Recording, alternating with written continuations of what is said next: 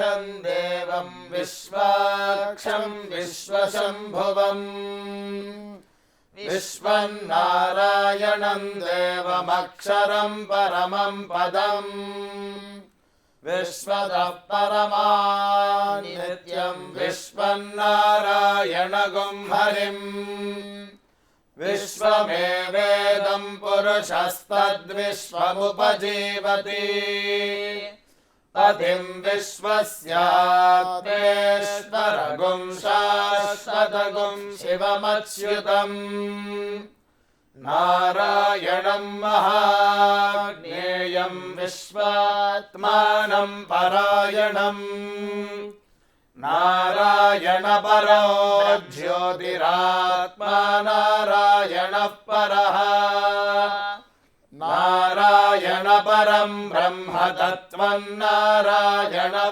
परः नारायणपरो ध्याता ध्यानं नारायणः परः यच्च किञ्चिज्जगत् सर्वं दृश्यते श्रूयतेऽपि वा अन्तर्बहिश्च तत्सर्वं व्याप्य नारायणः स्थितः अनन्तमव्ययं कविगुं समुद्रेऽन्तं विश्वशम्भुवम् पद्मकोशप्रतीकाशगुं हृदयं चाप्यधोमुखम् अधो निष्ट्यावितस्यान्तेनाभ्यामुपरि तिष्ठति ज्वालमालाकुलं भाति विश्वस्यायतनं महत् सन्ततगुं शिलाभिस्तुलम्बत्याकोशसन्निभम् तस्यान्ते सुशिरगुं सूक्ष्मं तस्मिन् सर्वं प्रतिष्ठितम् तस्य मध्ये महानग्निर्विश्वार्चिर्विश्वतो मुखः सोऽग्रभुग्विभजन् तिष्ठन्नाहारमजरः कविः तिर्यगोर्ध्वमधः शायीरश्मयस्तस्य सन्तता सन्तापयति स्वं देहमापादतलमस्तकः तस्य मध्ये वह्निशिखा अणीयोर्ध्वा व्यवस्थितः नीलतो यदमध्यस्थाद्विद्युल्लेखे बभास्वरा नीवारशोकवर्तन्वी पीताभास्वत्यनुपमा तस्याः शिखाया मध्ये परमात्मा व्यवस्थितः स ब्रह्म स शिवः स हरिः सेन्द्रः सोऽक्षरः परमस्वराट् ऋतगुं सत्यं परं ब्रह्म पुरुषं कृष्णपिङ्गलम् ऊर्ध्वरेतं विरूपाक्षं विश्वरूपाय वै नमो नमः नारायणाय विद्महे वासुदेवाय धीमहि तन्नो विष्णुः प्रचोदयात्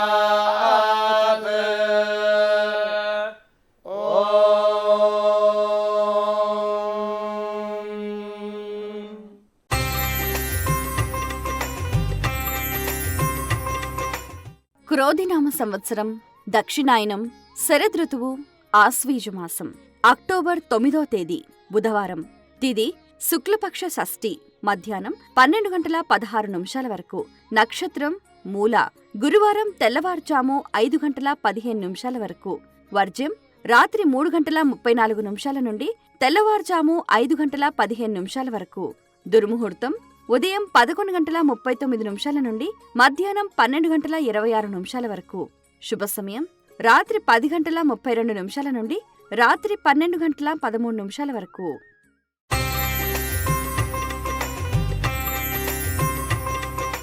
యా దేవీ సర్వభూతేషు విద్యారూపేణ సంస్థిత నమస్తస్యై నమస్తస్యై నమస్తస్యై నమో నమః. ఈరోజు విశేషం కార్యక్రమానికి స్వాగతం. దేవి శరన్నవరాత్రులలో 7వ రోజున అమ్మవారు సరస్వతి అలంకారంలో భక్తులను అనుగ్రహిస్తుంది. ధవలవర్ణ కాంతులతో దేదీప్యమానంగా అమ్మవారు భక్తులందరికీ కూడా అనుగ్రహాన్ని అందిస్తూ ఉన్నారు. ఈ రోజున సరస్వతి పూజ చెయ్యాలి అని చెప్పి మనకు దేవీ భాగవతంలో దేవీ మహాత్మ్యంలో కూడా చాలా స్పష్టంగా విశదీకరించారు. వాస్తవానికి సరస్వతి పూజ అనేది ఎలా చేయాలి, ఏ విధంగా చేయాలి అని సాక్షాత్తు శ్రీకృష్ణ పరమాత్ముడే భక్తులందరికీ కూడా తెలిపినట్టుగా మనకు పద్మపురాణంలో విష్ణు పురాణంలో కూడా అవగతమవుతుంది. అయితే సరస్వతి అనేది ప్రతి ఒక్కరిలో ఉన్న అంతర్వాహినిగా ప్రవహిస్తున్న శక్తి అన్నమాట. ఈమె బుద్ధి, జ్ఞానము, వికాసము అనే వాటికి అధిదేవత, సకల కళలకు కూడా అధిష్టాన దేవత, వాక్కును ఎంతో చక్కగా మనకు అనుగ్రహించే దేవత సరస్వతీదేవి. అందుకనే సరస్వతీదేవిని స్మరించే చదువులను ప్రారంభిస్తూ ఉంటారు. సరస్వతి మహాభాగే విద్యే కమలలోచని విద్యారూప విశాలాక్షి సర్వ విద్యా ప్రదేహిమే. 7వ రోజు అలంకారంలో భాగంగా అమ్మవారు సరస్వతీదేవి వీణాపాణి అయి, చేతిలో పుస్తక ధారిణి అయి, అక్షమాల ధరిస్తూ దీదీప్యమానంగా హంస వాహనంపై ఆమె అనుగ్రహిస్తుంది. బ్రహ్మదేవుని పట్టపు రాణిగా, ప్రతి ఒక్కరికి కూడా విద్యా ప్రదాయనిగా ఆ తల్లి అనుగ్రహిస్తూ ఉంది. మరి ఆ తల్లిని ఎవరైతే ఈరోజు ఆ స్వరూపంలో దర్శించి సేవిస్తూ ఉంటారో వారికి సకల విద్యలు, సకల కళలు కూడా అబ్బుతాయి అన్నది ప్రతీతి. అందుకనే కూడా సరస్వతీదేవికి ఈ రోజున తెల్లని పుష్పాలను సమర్పిస్తూ ఉంటారు. అమ్మవారికి శ్వేత వస్త్రాన్ని ధరింపచేస్తారు. అలాగే అమ్మవారికి కూడా ఎంతో చక్కగా పాయసాన్నం, కొబ్బరన్నం కూడా నివేదించడం అనేది ప్రతీతిగా తెలుస్తుంది. ఈ రోజున సరస్వతీదేవి అష్టోత్తరము, సరస్వతీదేవి కవచము పారాయణం చేస్తూ ఉంటారు. ఇక నవదుర్గ స్వరూపాలలో అమ్మవారు ఈ రోజున కాళరాత్రి అలంకారంలో దర్శనమిస్తూ ఉంటుంది. కాళరాత్రి అనగానే కటిక చీకటి కాటుక వలె నల్లగా కేశాలన్నీ కూడా చెల్లా చెదురైపోయి ఆమె భీకర భయంకరమైన రూపంగా దర్శనమిస్తూ ఉంటుంది. ఎందుకు అనంటే దుష్ట శిక్షణ, శిష్ట రక్షణ కోసం ఘోర భయంకరమైన రాక్షసుల్ని హతమార్చడానికి ఆమె అష్టవిధ ఆయుధాలను కూడా ధరించి, మెడలో కపాలమాలను ధరించి, ఆమె నడుముకి కూడా పులి చర్మాన్ని ధరించి భీకరాట్టహాసాలు చేస్తూ ఆమె కనుల నుంచి కూడా నిప్పులు రాలుతూ ఎంతో భయంకరంగా దర్శనమిస్తుంది. ఆ భయంకర రూపం అంతా కూడా రాక్షసులకు మాత్రమే, కానీ భక్తులందరికీ కూడా ఆమె చాలా శాంతంగా సౌమ్య స్వరూపంగా కూడా అనుగ్రహిస్తూ ఉంటుంది. ఈ విధంగా కాళరాత్రి స్వరూపాన్ని ఎవరైతే దర్శించి ఆరాధిస్తారో వారందరికీ కూడా వారి వారి జీవితాలలో ఉన్న గ్రహబాధలన్నీ తొలగిపోతాయి. దుష్టము అనేది కూడా దూరం అవుతుంది, దిష్టి అనేది కూడా తొలగిపోతుంది. ఇవే కాకుండా చిక్కుగా ఉన్న పరిస్థితులు, సమస్యల నుంచి కూడా బయటపడతారు అని కూడా ప్రతీతిగా చెప్తూ ఉంటారు. మరి ఈ రోజున ఆ అమ్మవారిని నామస్మరణ చేస్తే చాలు మన కష్టాలన్నీ కూడా దూరం అయిపోతాయి అన్నది కూడా ప్రతీతి. మనకు శృంగేరి శారదాపీఠం దక్షిణాంనాయకు సంబంధించి భారతీ తీర్థ మహాస్వామీజీ వారు కూడా అమ్మవారిని ఒక్కో స్వరూపంలో కూడా ఆరాధిస్తూ వస్తున్నారు. మహాకాళి, మహాలక్ష్మి, మహాసరస్వతి స్వరూపమైన ఆ శారదామాత ఈ రోజుగా సరస్వతి అలంకారంలో ఎంతో చక్కగా భక్తులను అనుగ్రహిస్తూ ఉంటుంది. ఆ తల్లి చిరునవ్వు మందహాసంగా బ్రాహ్మీ శక్తిగా, అంటే బ్రహ్మదేవుని శక్తిగా కూడా చక్కగా మనకు గోచరం అవుతూ ఉంటుంది. మరి ఈరోజు ఆ తల్లిని దర్శించిన వారికి సుఖ శాంతులు అబ్బటమే కాకుండా జ్ఞానము విశేషంగా లభిస్తుంది అన్నది ప్రతీతి. ప్రతి మనిషికి కూడా జ్ఞానం అనేది అత్యంత అవసరం. అది సమయానికి తగ్గట్టుగా మనం ఏ విధంగా ఉపయోగించుకుంటాము అన్న దానిలోనే అంతరార్థం దాగి ఉంది. దానికి తగ్గట్టుగా ఈ రోజున అమ్మవారిని ఆరాధిస్తే అటువంటి విచక్షణ జ్ఞానం అనేది లభిస్తుంది అన్నది ప్రతీతి. ఇక మనం గమనిస్తే కూడా బతుకమ్మ సంబరాల్లో భాగంగా ఈ రోజున ఎంతో చక్కగా అమ్మవారిని వెన్న ముద్దల బతుకమ్మగా కూడా ఆరాధిస్తూ ఉంటారు. ఎంతో చక్కగా వెన్న లేదా నెయ్యి, బెల్లాన్ని కూడా నైవేద్యంగా కూడా సమర్పిస్తూ ఉంటారు.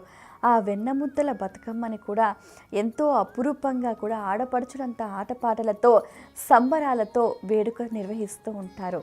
ఇక మన శ్రీవారి వార్షిక సాలకట్ల బ్రహ్మోత్సవాలలో భాగంగా 7 కొండలవాడు సప్తగిరీశుడైన ఆ స్వామివారికి ఈ రోజున ఉదయం హనుమంత వాహన సేవ, సాయంత్రం 4 గంటలకి కూడా స్వామివారికి బంగారు రథోత్సవం, అలాగే రాత్రి 7 గంటలకి కూడా స్వామివారికి ఎంతో చక్కగా గజవాహన సేవ అనేది నిర్వహిస్తూ ఉంటారు. మనం గమనిస్తే కూడా హనుమంత వాహన సేవ అనేది చాలా విశిష్టమైనది. త్రేతాయుగంలో శ్రీరామచంద్రునికి హనుమంతుడు బంటుగా, ఒక దాస్య భక్తికి ప్రతీకగా ఏ విధంగా అయితే వ్యవహరించారో, అయితే హనుమంతుడిని శ్రీరామచంద్రుడు ఏ విధంగా ఆరాధించాడో, హనుమంతుడు సీతమ్మను ఆ జాడ కనుగొనటంలో ఆయన చేసిన కృషి, అలాగే నిశిత పరిశీలన, వాక్చాతుర్యం, నవ వ్యాకరణ పండితుడిగా ఏ విధంగా అయితే ఉన్నారో అటువంటి స్వరూప గుణగణాలన్నీ కూడా ఈ వాహన సేవలో స్వామివారిని దర్శిస్తే అటువంటివన్నీ కూడా ప్రతి ఒక్క భక్తుడికి కూడా లభిస్తాయి అన్నది, ఆ స్వామివారి అనుగ్రహం పరిపూర్ణంగా లభిస్తుంది అన్నది ప్రతీతి. సాయంత్రం 4 గంటలకి బంగారు రథోత్సవాన్ని ఎంతో చక్కగా స్వామివారి ఆలయంలోని రంగనాయకుల మండపంలో శ్రీదేవి భూదేవి సమేతుడైన మలయప్ప స్వామివారికి దేదీప్యమానంగా నిర్వహిస్తూ ఉంటారు. అర్చక స్వాముల వారు ఆ రథోత్సవంలో స్వామివారిని ప్రతి ఒక్కరికి కూడా దర్శింపచేస్తూ ఉంటారు.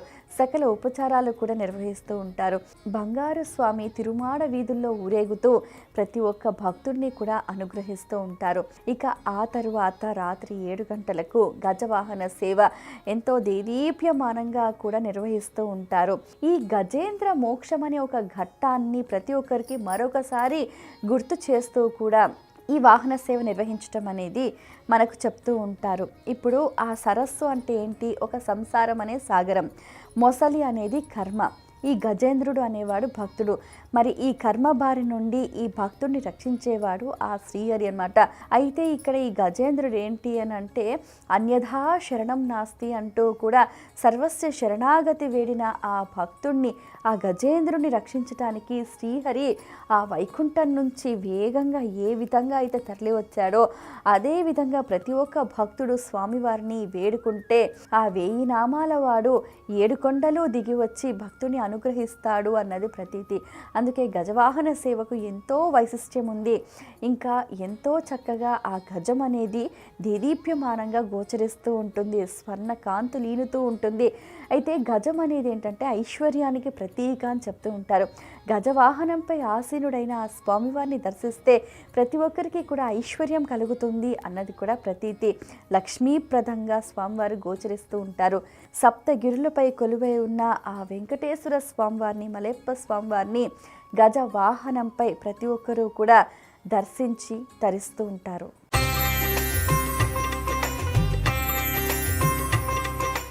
హరి ఓం శ్రీ గురుభ్యో నమః. జన్మనిచ్చిన తల్లిదండ్రులకు శిరసా పాదాభివందనాలు. దశమహావిద్యల్లో 7వ విద్య ధూమావతి అమ్మవారు. ఈ ధూమావతి అమ్మవారు చాలా అద్భుతంగా, చాలా చక్కగా శీఘ్రమే ఏ కోరికైనా నెరవేరిపోయేటువంటి అమ్మవారిగా మనకు కనిపిస్తారు. కానీ ఈ తల్లి పెట్టే పరీక్షలు ఉంటాయి చూసారా, చాలా కఠినతరంతో కూడినటువంటి పరీక్షలు. సాధన చెయ్యనివ్వదు, అమ్మవారిని ఆరాధనకు సమయాన్ని ఇవ్వదు, ఎన్నో రకాలైనటువంటి ఆలోచనలు పక్కదారి పట్టిస్తూ ఉంటుంది. తన వైపు మరల్చుకోవటానికి మనసుని నిత్యము పరీక్షకు లోను చేస్తూ ఉంటుంది ధూమావతి అమ్మవారు. ఈ తల్లి వర్ణించాలి అని అంటే ఈ తల్లిని ఈ జీవితం సరిపోదు, అంత గొప్పగా ఈ తల్లి వర్ణన ఉంటుంది. ఈ తల్లి ఎప్పుడూ కూడా తెలుపు రంగు చీరనే ధరిస్తుంది. ఏ మనిషి అత్యాశతో ఉన్నాడో, ఎవరికి అత్యాశ అయితే బాగా కలుగుతుందో, ఎవరికైతే జీవితంలో త్వరగా ఎదిగిపోవాలని అనిపిస్తుందో వారికి ఈ అమ్మవారి అనుగ్రహం ఇవ్వదు. ధూమావతిని కానీ ఆరాధిస్తే ఈ ప్రపంచంలోనే తిరుగులేనటువంటి మనిషిగా ఎదిగేటువంటి అవకాశం ఉంటుంది. కానీ ఈ అమ్మవారిని ప్రసన్నం చేసుకోవాలంటే ఈ జీవితం సరిపోదు. అదే ఇక్కడ చిక్కుముడి. అందుకని ఈ అమ్మవారికి ఆరాధించాలనేటువంటి శక్తి, అనుగ్రహము ఎవరికి దక్కుతుంది అని అంటే, అమ్మవారి మీద విపరీతమైనటువంటి ప్రేమ, విపరీతమైనటువంటి భక్తి, శక్తితో కూడుకున్నటువంటి అనుగ్రహము ఎవరైతే పొందగలుగుతారో వారికి మాత్రమే ఈ అనుగ్రహం ఉంటుంది. అయితే ఇక్కడ చిన్న చిక్కుముడి, ధూమావతి అనుగ్రహం మనం పొందాలనంటే సాధకుడికి, అంటే ఎవరైతే ఈ సాధన చెయ్యాలని అనుకుంటున్నారో, ఎవరైతే ఈ అనుగ్రహాన్ని పొందాలని అనుకుంటున్నారో, ఎవరైతే ఈ ఉపాసన చెయ్యాలని అనుకుంటున్నారో వారికి గురువు అనుగ్రహం తప్పనిసరి. ఎందుకంటే ధూమావతిలో గురు సాక్షాత్కారం గురించి చెబుతారు తంత్ర పురాణాల్లో. అందుకని ఎవరికైతే గురువు యొక్క అనుగ్రహం సంపూర్ణంగా దక్కుతుందో వారికి ధూమావతి అమ్మవారి యొక్క అనుగ్రహ బీజమంత్రం దొరుకుతుంది. అంత త్వరగా దొరికేటువంటి సాధన కాదు. కాబట్టి అమ్మవారు ఒక కాలి రూపంతో మనకు దర్శనమిస్తారు. 2 కాళ్ళతోటి అమ్మవారు వాహనం పైన, అంటే గాడిద వాహనం పైన కూర్చొనున్న ఒక రూపంలోనే మనకు దర్శనమిస్తూ ఉంటారు. అందుకని ధూమావతి అమ్మవారు చాలా శాంతముగా వృద్ధాప్య రూపంలో దర్శనమిస్తూ ఉంటారు. మన వయసు పెరిగిపోతూ ఉంటుంది, సంవత్సరాలు కరిగిపోతుంటే తప్ప అమ్మ దర్శనం రాదు. నిజంగా అమ్మ దర్శనం వచ్చిందా అని అంటే వారు ఈ ప్రపంచంలోనే నెంబర్ 1 అవుతారు. అందుకని ఎన్నో ప్రయాసాలు చేశానండి, ఎన్నో కష్టాలు చేసేసాను, ఎన్నో సాధనలు చేసేసాను, ఎంతో పూజలు పురస్కారాలు చేసేసాను, కానీ నాకు కష్టాలు ఏవి తీరటం లేదండి, కానీ ఏదో ఒకటి సాధించాలన్న తపన ఉందండి, నాకు ఏదైనా మార్గం ఉంటే సూచించండి అని అంటే ధూమావతి సాధన. ఈ ధూమావతి అమ్మవారి సాధన ఎంత క్లిష్టతరంగా ఉంటుందో అంతే శీఘ్రంగా ఫలితాలు వస్తూ ఉంటాయి. మరి ఈ తల్లికి ఇష్టమైనటువంటి నివేదన ఏమిటో తెలుసా? ఈ తల్లికి ఇష్టమైనటువంటి నివేదనను తెలుపు రంగుతో కూడుకున్నటువంటి ఏ నివేదన సమర్పించినా అమ్మవారు స్వీకరిస్తూ ఉంటారు. మరి ఈ తల్లిని నివేదన చేయాలంటే అర్ధరాత్రి పూట మాత్రమే నివేదన చేయాలి. అంటే సుమారు 11:30 నుంచి 1:00 మధ్యలో మాత్రమే ఈ అమ్మవారిని ఆరాధించేటువంటి సమయం. ఆ సమయంలోని ఈ తల్లికి అనుష్ఠానం చేసుకోవాలి. అలా చేయగలిగినప్పుడు వేకువజామున, అంటే నిద్ర లేచేటువంటి సమయానికి మనలో ఉన్నటువంటి ఈ రుగ్మతలు తగ్గి అద్భుతమైనటువంటి జ్ఞాన సంపదను ఆ తల్లి ఇస్తుంటుంది. ఇలా చెయ్యగా తల్లి అనుగ్రహం మనకు వచ్చేటువంటి సంకేతాలు చాలా అద్భుతంగా ఉంటాయి. ఎలా ఉంటాయో తెలుసా? వీరు ఏదైనా కొత్త ప్రదేశానికి వెళ్ళినప్పుడు అక్కడ వర్షంతో స్వాగతం పలుకుతూ ఉంటుంది దేవత. అది ఎప్పుడు వస్తుందనంటే ఆ సాధన పొందినప్పుడు, ఆ తన్మయత్వంలో మునిగినప్పుడు, ఆ తల్లే సర్వస్వం అని అనుకున్నప్పుడు మాత్రమే అలాంటి ప్రకృతి నుంచి స్వాగతాలు అందుతూ ఉన్నాయి. ఇవన్నీ కూడా మనం సాధనతో సాధించగలిగేటువంటి సాధకుడికి మాత్రమే సొంతం. అందుకని దశమహావిద్యలు అని అంటే అంత ఆషామాషిగా చెప్పరు. చాలా జాగ్రత్తగా ఒక యంత్రాన్ని నిక్షిప్తం చేసుకొని ఈ దేహాన్ని నివేదనగా ఉంచి బ్రహ్మజ్ఞానంతో చేయగలిగేటువంటి సాధన ఈ తాంత్రిక విద్యల్లో, ఈ దశమహావిద్యల్లో అద్భుతంగా చెప్పగలిగేటువంటి ఏదైనా ఉపాసన ఉంది అని అంటే అది ధూమావతి సాధన. ఈ ధూమావతి సాధన చేశాము, బాగానే ఉంది. మరి మోక్షం ఏమిటి అని అంటే, బ్రతికుండగా చేయగలిగేటువంటి పనులు చనిపోయిన తర్వాత తీరాలి అని అంటే ప్రేతాత్మలుగా మారిపోతారు, లేకపోతే ఇతరితరులుగా ఉండిపోతారు అని అనుకుంటాం. కానీ శివానుగ్రహం అక్కడే దక్కుతుంది. అంటే మన ఊళ్ళో తిరిగేటువంటి ఎవరైనా కాలం చేసిన తర్వాత శ్మశాన రుద్రుడి దగ్గర మొరపెట్టుకుంటూ ఉంటాం, నాకు పునర్జన్మ అని ఉంటే ఇవ్వయ్యా అని. నీకు లేదయ్యా అంటారు. నీకు పునర్జన్మను ఇవ్వాలి అని అంటే నా దగ్గర ఆ వరం లేదయ్యా, నీకు పునర్జన్మ ఇవ్వాలంటే అమ్మవారే ఇవ్వాలని చెప్పి ఆ సాక్షాత్తు అమ్మ స్వరూపమైనటువంటి ఆ తల్లిని పిలిస్తే వీడికా నేను మోక్షాన్ని ఇచ్చేదని చెప్పి అమ్మ మనం చేసినటువంటి కర్మలన్నీ కూడా బేరీజు వేసుకొని ఆ తల్లి అప్పుడు మనకు వరాన్ని ఇస్తుంది. అందుకని ధూమావతి సాధనలో ఎప్పుడైనా సరే మరణాన్ని జయించగలిగేటువంటి శక్తి సాధన ఏదన్నా ఉంది అనంటే ధూమావతి సాధనే. కాబట్టి ఈ ధూమావతి సాధన చేసినటువంటి సాధకుడిని స్పర్శించిన, ధూమావతి సాధన చేసినటువంటి సాధకుడు గృహంలో అడుగుపెట్టిన ఆ ఇంట రోగాలు అనేటువంటివి ఏమీ ఉండవు. చాలా అద్భుతమైనటువంటి శక్తి ప్రసరణ జరుగుతూ ఉంటుంది. అందుకని ఎప్పుడైనా కానీ అనారోగ్య సమస్యతోటి ఇంట్లో మనం కొట్టుమిట్టాడిపోతూ ఉన్నప్పుడు అమ్మా ధూమావతి ఆ తల్లిని స్మర్శించుకొని ఒక్కసారి ఆ తల్లి యొక్క రూపాన్ని స్పర్శించుకున్నట్టయితే ఆ కుటుంబంలో ఎలాంటి రోగాలు ఉండవు. ఇది ఎందుకు అని అంటే సాధన చేసుకున్నటువంటి వాళ్ళకి మాత్రమే అది సాధ్యం. అందుకని ఇది వాళ్ళు వీళ్ళు మీరు నేను అనే భేదం ఏమీ లేదండి. మనసును దేవతకు అర్పించగలిగేటువంటి సామర్థ్యం ఉన్నటువంటి ఎవరైనా కానీ సాధన చేయవచ్చు. కాబట్టి ఈ ధూమావతి అమ్మవారు ఓం ధాం ధం నాం కం కహ ఐం కురు కురు స్వాహ ఇలాంటి మంత్రాన్ని అమ్మవారికి జపం చేస్తూ తెలుపు రంగుతో కూడుకున్నటువంటి మహానివేదనని ఏది సమర్పించినా అమ్మవారు స్వీకరిస్తూ ఉంటారు. అమ్మవారికి ఇష్టకరమైనటువంటి ప్రీతికరమైనటువంటి వస్త్రం తెలుపు రంగు కాబట్టి ఈ అమ్మవారిని ఆరాధన చేసేటప్పుడు కూడా తెలుపు రంగు వస్త్రాన్ని మన దేహం మీద ఉంచి మాత్రమే సాధన చేయాలి. అలా చేసినటువంటి సాధకులకు ఈ అద్భుతమైనటువంటి అనుగ్రహం ఖచ్చితంగా దక్కుతుంది. సర్వే జన సుఖినో భవంతు. శుభం.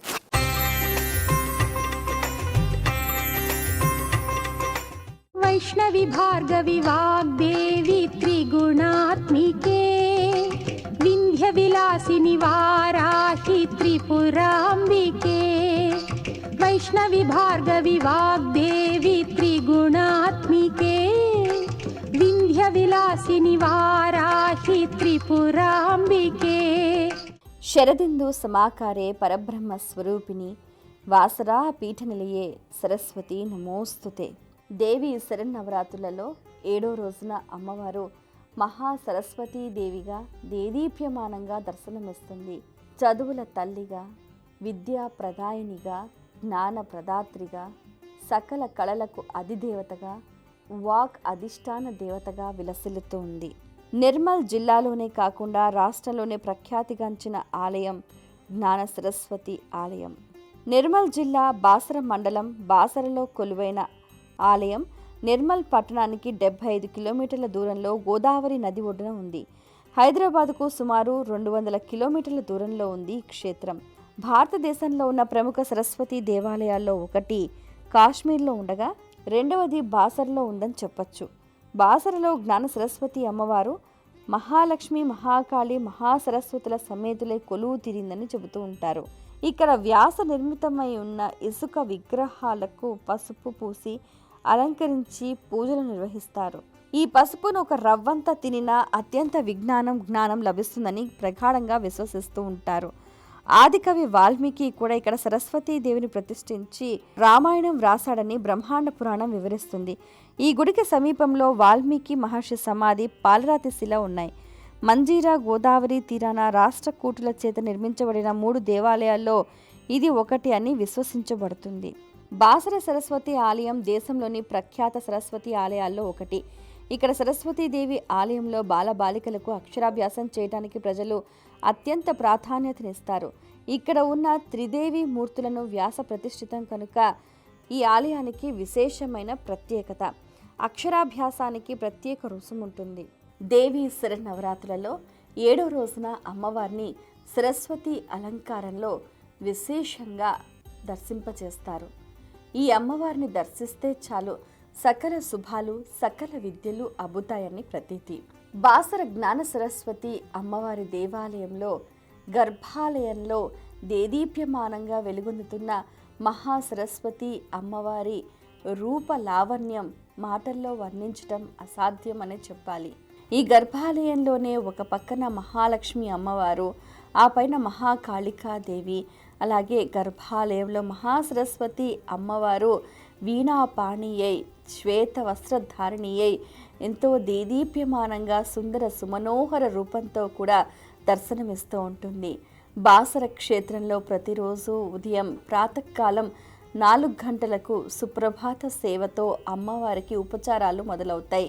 ఎంతో చక్కగా పంచామృతాలతో, అలాగే పసుపు కుంకుమతోటి కూడా గంగాజలంతో విశేషంగా అమ్మవారిని అభిషేకిస్తూ ఉంటారు. ఆ తరువాత లావణ్య మనోహరిగా ఆ అమ్మవారు సకల కళా శోభితురాలై భక్తులకు దర్శనమిస్తూ ఉంటుంది. ఆ తరువాత ఇక్కడ అన్నప్రాసనలు కానీ ముఖ్యంగా అక్షరాభ్యాసాలు చేయటం అనేది ప్రతీతి అని అంటూ ఉంటారు. ఆ తల్లి సన్నిధిలో అక్షర స్వీకారం చేస్తే జీవితంలో రాణిస్తారు అన్నది ప్రతీతి. ఈ క్రమంలో సరస్వతి అలంకారం మూలా నక్షత్రం. మరి మూలా నక్షత్రానికి సరస్వతీదేవికి విశేషమైన అనుబంధం ఉంది. మూలా నక్షత్రం రోజున అమ్మవారిని స్మరిస్తే ప్రతి ఒక్కరిలో అంతర్లీనంగా ఉన్న చైతన్యం దేదీప్యమానంగా కూడా దీప్తించి వారి జీవన ప్రగతికి రథసారథి అవుతుంది అని కూడా చెప్తూ ఉంటారు. ఆ అమ్మవారు కూడా సకల విద్యా ప్రదాయినిగా జ్ఞాన ప్రదాత్రిగా కూడా దర్శనమిస్తూ ఉంది. వైష్ణవి భార్గవి వాగ్దేవి త్రిగుణాత్మికే వింధ్య విలాసిని వారాహి త్రిపురాంబికే. వైష్ణవి భార్గవి వాగ్దేవి త్రిగుణాత్మికే వింధ్య విలాసిని వారాహి త్రిపురాంబికే.